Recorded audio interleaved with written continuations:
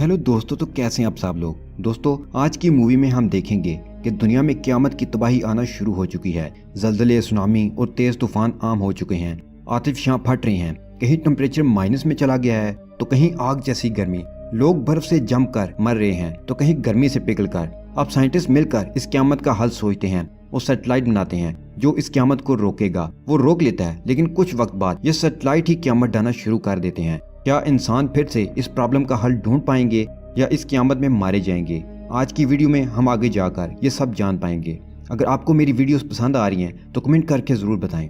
Film शुरू होती है, तुम 2019 का वक्त देखते हैं। ज़मीन पर हर तरफ नेचुरल डिजास्टर्स आ रहे हैं। कहीं टेम्परेचर बहुत ज़्यादा बढ़ गया है और कहीं टेम्परेचर माइनस में चला गया। किसी जगह पर ज़मीन बंजर है, लोग भूख प्यास से मर रहे हैं, और किसी जगह पर सुनामी आया है, लोग बेघर हो गए हैं। टेम्परेचर बहुत ज्यादा होने की वजह से मिनटों में लोग मर रहे हैं। ये सब एक क़यामत का मंजर लग रहा था, बहुत खौफनाक और दिल दहला देने वाला।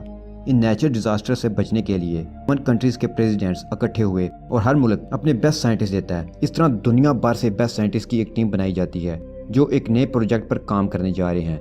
और इस टीम का हेड इंजीनियर जैक है। जैक बहुत ज्यादा इंटेलिजेंट और हार्ड वर्किंग है। जैक के भाई का नाम मैक्स है और ये भी जैक के अंडर काम करता है। सब साइंटिस्ट इस प्रोजेक्ट पर काम करते हैं और एक सैटेलाइट बनाते हैं जिसे वो स्पेस में लॉन्च कर देते हैं। इसका नाम था क्लच बॉय। ये सैटेलाइट जमीन पर होने वाले डिजास्टर्स को मॉनिटर करके इंफॉर्मेशन जमीन पर भेजेगा और फिर इन डिजास्टर्स को कंट्रोल भी करेगा, यानी जमीन को इन कुदरती आफात से बचाएगा। जमीन पर रहने वाले इंसानों की आखिरी उम्मीद। ये सैटेलाइट काम करना शुरू कर देता है। वो कमांड्स पर सही रिस्पॉन्स करता है और देखते ही देखते जमीन पर सब नॉर्मल होने लगता है। नेचुरल डिजास्टर्स कंट्रोल हो जाते हैं। ये प्रोजेक्ट यूएस गवर्नमेंट के अंडर कंप्लीट हुआ था। अब हम देखते हैं कि दुनिया के हर मुल्क को अपना अपना सैटेलाइट चाहिए ताकि हर कोई इन डिजास्टर से बच सके। अब क्लच बॉय सैटेलाइट के जरिए बाकी मुल्कों को भी सैटेलाइट्स दी जाती हैं। यूएस गवर्नमेंट की कमेटी जैक को बुलाती है और कहती है कि क्लच बॉय के राइट्स हमें दे दो ताकि हम पूरी दुनिया के क्लाइमेट को कंट्रोल कर सकें।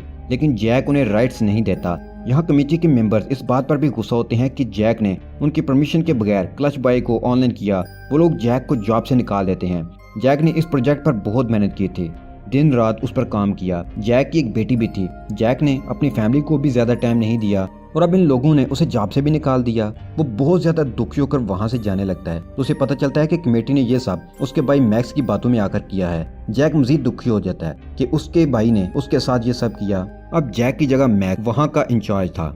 जैक अपनी फैमिली के पास चले जाता है और नॉर्मल लाइफ गुजारने लगता है। देखते ही देखते 3 साल गुजर जाते हैं और उसकी बेटी भी बड़ी हो जाती है और अर्थ पर सब नॉर्मल था। लेकिन अचानक ही एक इंसिडेंट होता है कि अफगानिस्तान में बर्फ पड़ने लगती है। वहाँ टेम्परेचर काफी ज्यादा डाउन हो गया था, लोग फ्रीज होकर मर रहे थे। और दूसरी तरफ हांगकांग में एक साइंटिस्ट जो सैटेलाइट को कंट्रोल करता था, वो मार्केट जाता और देखता है कि यहाँ हांगकांग में टेम्परेचर काफी बढ़ गया है, बहुत ज्यादा गर्मी हो गई है। वो मार्केट से ग्रोसरी करता है, उसके हाथ से अंडे नीचे गिरते हैं और देखते ही देखते वो एग्स रोड पर ही ऑमलेट बन जाते हैं। अब वहाँ जमीन फटने लगती है और लावा निकलने लगता है। लोग डर कर भागना शुरू हो जाते हैं और काफी लोग मारे भी जाते हैं। साइंटिस्ट जल्दी से गाड़ी में बैठकर घर आ जाता है। दूसरी तरफ यूएस गवर्नमेंट की कमेटी को कुछ समझ नहीं आता कि सैटेलाइट में क्या प्रॉब्लम हुई है। मैक्स को भी कुछ पता नहीं चलता। सब यही डिसाइड करते हैं कि जैक को दोबारा बुलाया जाए क्योंकि ये सैटेलाइट उसने ही बनाया था, वो उसे कंट्रोल कर सकता है। तो कमेटी कहती है कि हम तो जैक को निकाल चुके हैं, अब वो वापस नहीं आएगा। मैक्स कहता है कि तुम लोग फिक्र ना करो, मैं जैक को वापस लेकर आऊंगा। मैक्स जैक के पास जाता है लेकिन जैक आने से इनकार कर देता है। फिर मैक्स जैक के साथ ट्रिक करता है और कहता है कि यह सैटेलाइट तो आपने बनाया था, तो अब ये खराब हो गया है, सारी दुनिया में आपका नाम बदनाम होगा, तो आपको वापस चलना चाहिए। जैक अपने भाई की बात मान जाता है और 3 साल बाद दोबारा अपने बनाए हुए सैटेलाइट क्लच बॉय पर जाता है। जैक को यकीन था कि उसने इतनी महारत के साथ क्लच बॉय को बनाया था, उसमें कोई फ्लॉज नहीं आ सकते, बल्कि किसी ने खुद इसमें कोई खराबी की है। क्लच बॉय एक बहुत बड़ी एडवांस सैटेलाइट है और उसके साथ बहुत सी छोटी छोटी सैटेलाइट्स कनेक्टेड हैं जो कि दूसरे कंट्रीज की हैं।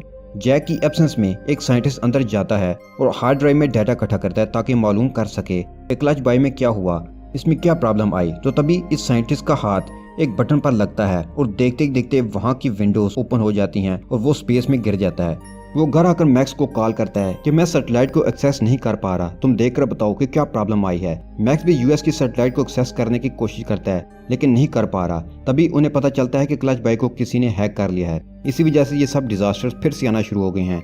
लेकिन कौन क्लच बॉय को हैक कर सकता था?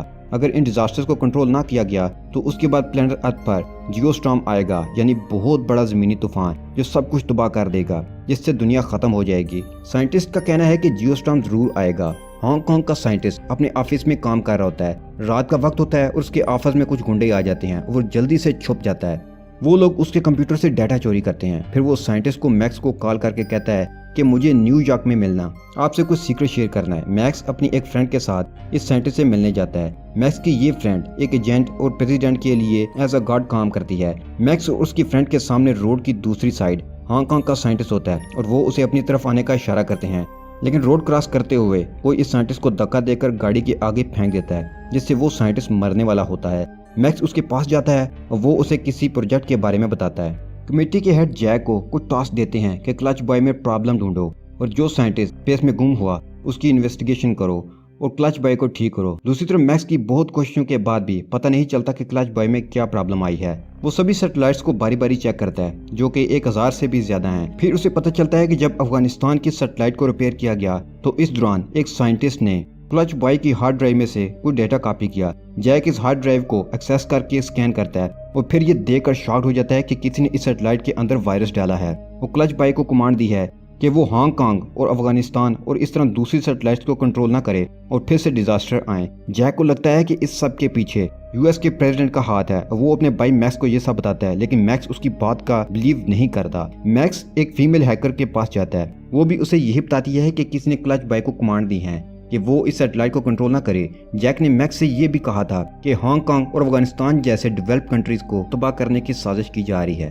सिर्फ वही कंट्रीज इस आफत से बच सकेंगी जो यूएस के सामने हार मानेगी। ये बाकी मुल्कों को तबाह करने की और खुद दुनिया पर राज करने की साजिश है। मैक्स को अब यकीन आ जाता है कि जैक ठीक कह रहा था, इस सब के पीछे पॉलिटिकल हाथ हैं। जैक की सैटेलाइट क्लच बॉय पर नोटिफिकेशन आता है कि क्लच बॉय ने बाकी सैटेलाइट पर कंट्रोल खत्म कर दिया है। जापान में फिर से डिजास्टर आने लगते हैं और ब्राजील में लोग फ्रीज हो रहे हैं। टेम्परेचर डाउन हो गया है। 30 मिनट्स बाद जियोस्टॉर्म आ जाएगा और सब कुछ तबाह बर्बाद हो जाएगा। जैक कहता है कि हम क्लच बॉय को फिर से रीस्टार्ट करेंगे और उसके लिए प्रेसिडेंट की एक्सेस जरूरी है। और प्रेसिडेंट यूएस विजिट कर रहे हैं और आज वो एक स्पीच में हैं। मैक्स ये सारी सिचुएशन अपनी फ्रेंड को बताता है जो कि प्रेसिडेंट को प्रोटेक्ट कर रही थी। फिर मैक्स से यूएस कमेटी का हेड मिलता है जिसके अंडर ये सब काम करते थे। मैक्स उसे बताता है कि ये सब कुछ जो हो रहा है ये प्रेसिडेंट करवा रहा है और साथ में वो इस प्रोजेक्ट के बारे में बता देता है। कमेटी के हेड को पता चल जाता है कि हमारा सीक्रेट मैक्स को पता चल गया है। वो उसे एक रूम में ले जाता है और मारने ही वाला होता है तो तभी मैक्स को पता चल जाता है कि इस सब के पीछे इस हेड का हाथ है। ये हेड सेक्रेटरी ऑफ स्टेट है। मैक्स पर ये आदमी गोली चलाता है, लेकिन मैक्स खुद को रूम में बंद कर लेता है। जब वो हेड वहां से चला जाता है तो मैक्स अपनी एजेंट फ्रेंड के पास आकर उसे बता देता है कि इस सब के पीछे प्रेसिडेंट नहीं बल्कि सेक्रेटरी ऑफ स्टेट का हाथ है और वो प्रेसिडेंट को भी मारना चाहता है। प्रेसिडेंट स्पीच कर रहे होते हैं। एजेंट इस जगह जाकर फायरिंग करती है और वो प्रेसिडेंट को लेकर गाड़ी में बैठ जाते हैं और इसे सेक्रेटरी ऑफ स्टेट की हकीकत बताते हैं। प्रेसिडेंट को मैक्स और उसकी फ्रेंड की बात समझ आ जाती है और फिर वहाँ का क्लाइमेट चेंज हो जाता है। आसमानी बिजली चमकने लगती है। ये जियोस्टॉर्म की आमद का पेशखेमा थी। सेक्रेटरी ऑफ स्टेट के लोग अपनी गाड़ी में मैक्स की गाड़ी का पीछा करते हैं और प्रेसिडेंट को मारने की कोशिश भी करते हैं, लेकिन वो किसी तरह से बच जाते हैं। जिस तरह जैक की मदर सैटेलाइट में एक ऑटो फंक्शन जनरेट किया है कि जियोस्टॉर्म आने के बाद उनकी सैटेलाइट स्पेस में ही तबाह हो जाएगी, जमीन पर नहीं पहुंचेगी। वही जैक को वो साइंटिस्ट भी मिल जाता है जिसने क्लच बॉय में वायरस डाला था। ये सब उसने सेक्रेटरी ऑफ स्टेट के कहने पर किया था और बदले में बहुत ज्यादा अमाउंट ली थी। अब जैक और उसके आदमी के दरमियान फाइट होने लगती है। उस आदमी से गलती से एक बटन प्रेस हो जाता है और पिछली बार की तरह विंडोज ओपन हो जाती हैं और ये दोनों स्पेस में चले जाते हैं। जैक की फीमेल असिस्टेंट आकर जैक को बचा लेती है। क्लच बॉय सैटेलाइट पर पता चलता है कि जमीन पर हर तरफ तबाही हो रही है। वहाँ मौजूद साइंटिस्ट कहते हैं कि हमें जमीन पर जाकर लोगों को बचाना होगा। जैक इन सबको कहता है कि तुम लोग जाओ, मैं यहीं रहकर क्लच बॉय को रिपेयर करने की कोशिश करता हूँ। जैक इन सबको सैटेलाइट में बिठाकर जमीन की तरफ भेज देता है। दूसरी तरफ जमीन पर मैक्स की agent friend secretary of state को पकड़ लेती है। वो लोग उसे गन पॉइंट पर ले लेते हैं। प्रेसिडेंट उससे कहता है कि तुम मेरे खास आदमी थे, तुमने ये सब क्यों किया? वो जवाब देता है कि तुम इस पोजीशन के काबिल नहीं थे, मैं तुम्हारी जगह पर प्रेसिडेंट बनकर दुनिया पर हुकूमत करना चाहता था। प्रेसिडेंट के कहने पर पुलिस इस सेक्रेटरी को पकड़कर ले जाती है। अब मैक्स, प्रेसिडेंट और एजेंट लड़की इस जगह पर आते हैं जहाँ क्लच बॉय सैटेलाइट को रिस्टार्ट करने का फंक्शन था। प्रेसिडेंट क्लच बॉय को रिस्टार्ट करता है। क्लच बॉय सैटेलाइट पर दिखाया जाता है कि 5 मिनट बाद जियोस्टॉर्म आने वाला है और जमीन पर जियोस्टॉर्म की तबाही की शुरुआत हो चुकी है।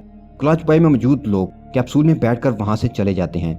जैक भी जाने लगता है तो सैटेलाइट के डोर्स खुद से बंद हो जाते हैं और ब्लास्ट हो जाता है। यहाँ जैक की फीमेल असिस्टेंट उसे रेस्क्यू कर लेती है और जमीन पर ले आती है। सैटेलाइट तबाह हो जाती है और उसके साथ ही ज़मीन पर होने वाली तबाही भी ख़त्म होना शुरू हो जाती है, क्योंकि ये सब उसी की वजह से हो रहा था। अब हम देखते हैं कि 6 मंथ का वक्त गुजर चुका है और ज़मीन पर सब नॉर्मल चल रहा है। जैक को अपनी इंजीनियर हेड की पोजीशन और ऑनर वापस मिल जाता है और मैक्स के तल्खात भी अपने भाई के साथ ठीक हो जाते हैं। दुनिया को जियोस्टॉर्म से जैक ने बचाया, क्योंकि जैक ने हमेशा सही रास्ते को चुना। और यहीं पर यह मूवी ख़त्म हो जाती है।